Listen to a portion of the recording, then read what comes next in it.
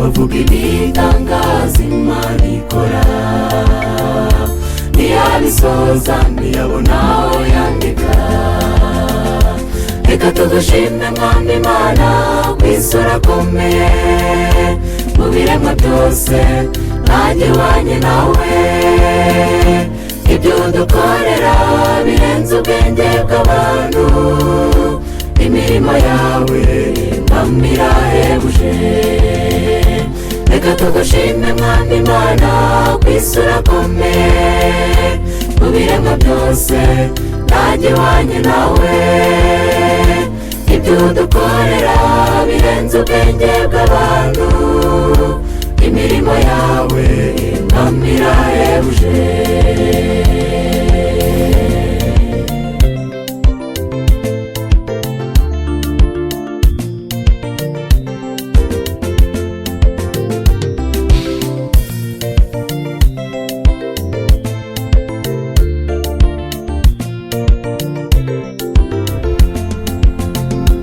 Iyumvire nawe ageze kwa Yayiro, abari bababaye yabasize baseka.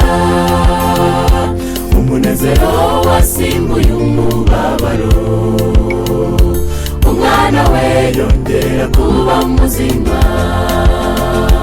Reka tugushime Mwami Imana kw'isi urakomeye, mu biremwa byose ntajya ihwanye nawe.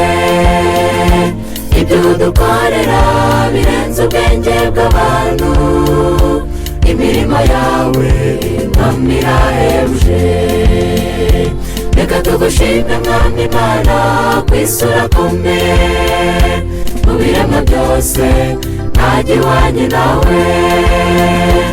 Ibyo udukorera birenze ubwenge bw'abantu, imirimo yawe Mwami irahebuje.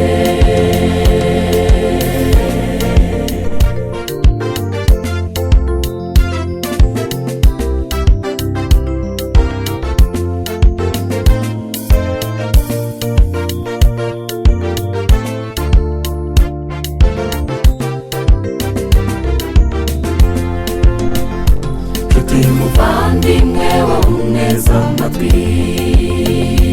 igisubizo cy'ibibazo byose.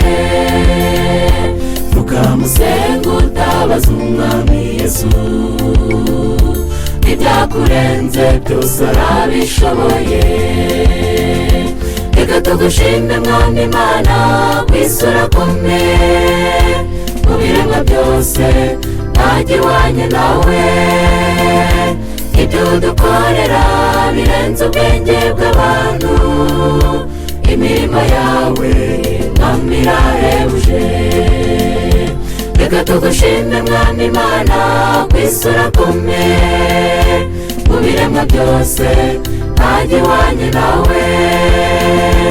Ibyo udukorera birenze ubwenge bw'abantu, imirimo yawe Mwami irahebuje. Imirimo yawe Mwami irahebuje, imirimo yawe Mwami irahebuje.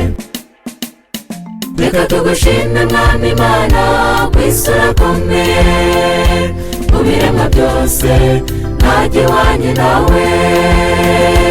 Ibyo udukorera birenze ubwenge bw'abantu, imirimo yawe Mwami irahebuje.